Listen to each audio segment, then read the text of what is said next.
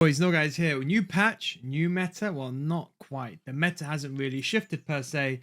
It's that more people that were using the aggressive tactics are now being effective. To be honest, there's a bit more hogging, not only from people who do it normally, but people who are now doing it more because they know they can get away with it against an average player. But I wanted to go over possibly the best overall. I've always mentioned the 4-2-2, and if you've been following my best of best series, the 4-4-1-1. Nicholas won very recently. He won that cup. You're going to see that pro analysis on my Patreon for the full gameplay analysis. We talked about how he built it from the back, but he used the 4-4-1-1 as well. A lot of pro players are using this formation, and they like it because unlike the 4-4-2, you don't have, well, in the 4-4-2, you don't have that cam player. Your center mids are a bit too far away. So that cam can almost act like that middle ground, that middle connect point between your midfielders and your attack.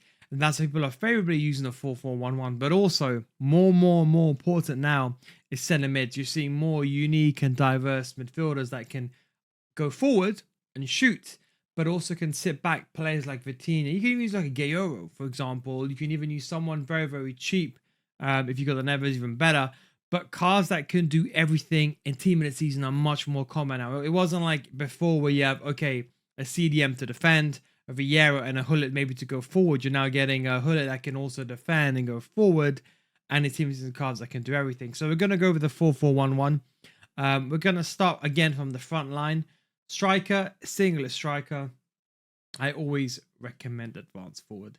This is what I always recommend in a singular striker system. For those that use Poacher, you would know, but don't go anything towards like false 9 or anything like that. I would stay around these two. Do you want to increase your win rate just before Team of the Season? We got the Division 10 to Elite Division series. All the videos are finally uploaded. We show you how to get from Division 10 to the Elite Division basic gameplay. No speed boosting, no mechanic abusing, no Trivella at all, because we want you to get there just with basic gameplay to show you don't need to mechanic abuse. If you want a mechanic abuse, that's fine. We want to show you to play properly first and then show you what the pros do. What pros do is they used basic gameplay and then they mechanic abuse to get the top 10%. Not the other way around. They don't mechanic abuse first and then learn the basics. We go over complete in-depth tutorials. And don't forget, with my entire series, if you join now during Team of the Season, remember, if you don't get better after 1 month, we will refund your money. That is the nil guys guarantee. That is how sure we are. We've been running this for 4 or 5 years. We go over in-depth tutorials. We also go over pro gameplay analysis where we analyze the full professional player's game. We got tutorials for everything, undefendable through balls, player locks, precision passing, precision shooting, everything that you could think of that goes beyond my YouTube channel. We've got the full defensive series, which defending series alone, just by watching that, I can guarantee you will improve. Patreon.com/NilGuys. Links down below in the description. If you don't get better after 1 month, just send a message on Discord or send a message through Patreon and I'll refund your money. That's a Nil Guys guarantee. Don't believe me? Try it out. What have we got to lose? Less than the price of a KFC meal nowadays. Links down below in the description. Now for the cam. I personally use Shadow Striker. The reason why I personally use Shadow Striker is because I want that cam to stay forward. I understand, look, this is more of an attack-minded system. This is not a defense. If you look at this right now, this is not a defense formation. The 4-2-1-3 will always be safer because you have CDMs. And I want to start off on the front foot. Yes, you could use Playmaker, but I think you already have center mids that sit higher anyway that can help you defend because they're not naturally a bit more reserved. Whereas CDMs before, they sit a bit deeper and you leave that middle pocket empty when you have CDMs on your side. So me personally, look, I want my Shadow Striker to kind of be like a second striker. That player is going to stay right behind my striker.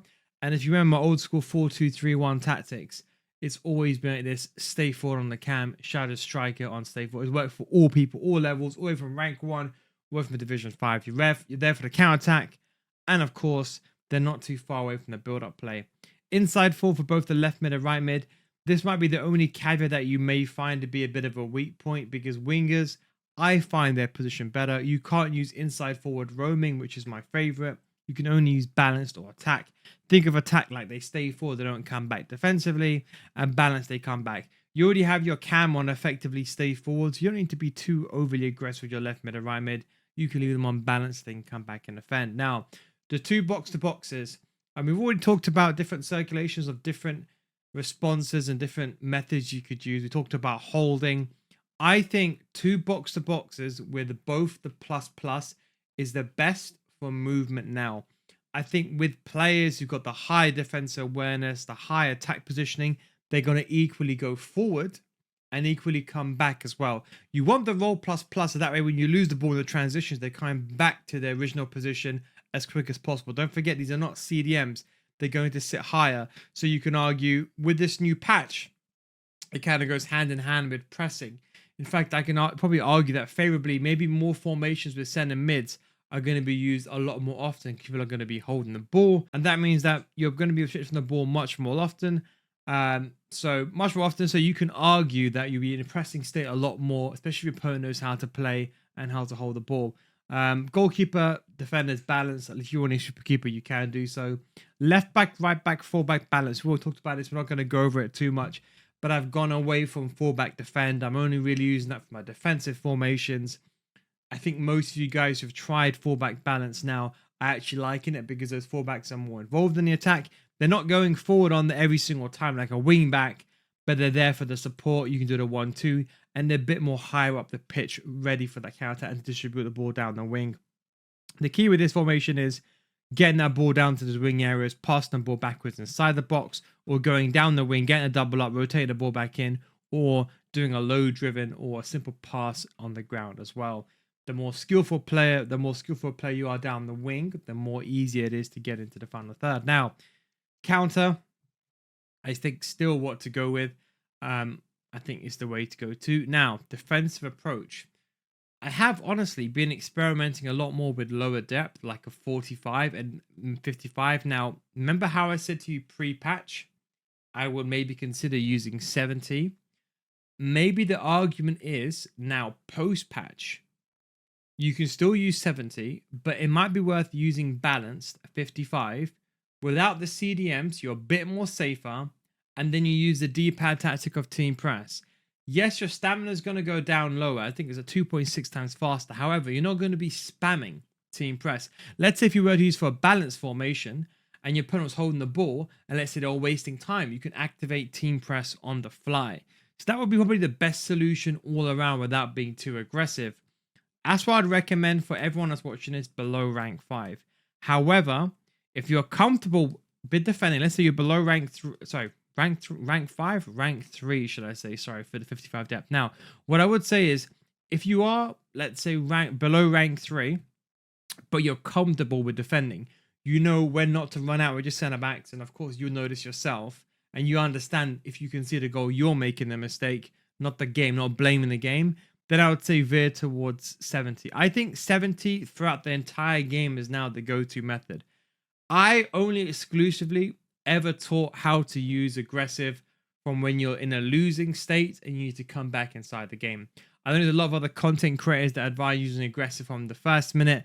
There's a couple of reasons why I didn't do that, because now if you did that, you're probably going to be struggling because you're used to AI helping you out. They don't help you out as much. And with high, you can always learn to apply pressure yourself manually. So for anyone that's used to using aggressive the entire time, this is not the way. The only way I'm using aggressive now is purely for an attacking formation, purely if I need to get the win desperately, I'm 2-0 down, and I need to press the ball. I'm still using it at this state. But what I'm doing now is I'm using high, but also with the indirect buff to the team press duration. If my opponent is holding the ball for a long time, instead of me just changing to an aggressive system, I'm staying on the 70 depth, but I'm using the team press D-pad tactic. So whether you use 55 and you're not comfortable with high pressure, or whether you use 70 and you're comfortable with high pressure, I would say for both cases, you could be a good case for you to use team press. Use team press and get the game on your favor. Now, what I would say is for the players, fast players here, left mid and right mid should be attacking. These should ideally be minimum roll plus, but ideally you should be going roll plus plus. Don't forget, Team of the Season players now give you 5 chemistry links for that card. And in terms of chemistry, just what I meant. So as you can see, for honorable mentions, Team of the Season and Team of the Season highlights, although you get 1 club and nation, you get 5 league links. So just to give you a bit of an example, you can see Neves by himself, isolated, gets 2 chemistry. All I got to do is just add in any other player, let's say Zaire Emery, and you get the full links very, very, very easily. Whereas you can see if I use, for example, Neves, let's say I did another version of Neves, the Future Stars, you only get one league link. You see just behind the camera over there, but you can see when it's a team of the season version, it's a complete different story. So I don't think now there's really an excuse now to not get the players in the role plus plus. Yes, you can get away with just a plus, but I think in movements where there's a lot of transition, like a left back or right back being a wing back going forward, or maybe a centre mid playing a box to box, if you're asking me personally speaking, those are the places you don't want to compromise. Anyone that's moving out of possession when you have the ball, or they're going offensively forward and coming back, anyone in those transitions, you want to roll plus plus. Maybe, for example, a goalkeeper, if you haven't got it, it's fine. Or a fullback, if a fullback's on defend, and let's say, for example, they're not going forward, then maybe you could actually argue that, okay, I can get away with even a balanced one. Although I would not recommend it, you can't get away with it. I'm saying you can get away with it. It's not advisable.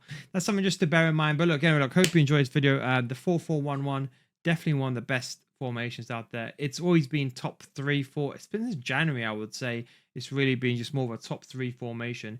In contrast to where, for example, other formations have fallen down, it's always been the 4-2-1-3, 4-4-2, 4-4-1-1s that are sat at the top. And if you are wanting to get better FC during team in the season, come join my Patreon, patreon.com/NoGuys, to go for everything from goalkeeper build up, defending, attacking, how to attack, best attacking opportunities, how to press, how to build up from your goalkeeper, literally everything you can think of, how to use team press, and of course Division 10 to Elite Division Series, showing you every game from Division 10 to Elite Division, showing you the controllers as well to show you exactly how we do it. That can be found on my Patreon. So if you don't get better after 1 month, we'll refund your money. So no guys guarantee.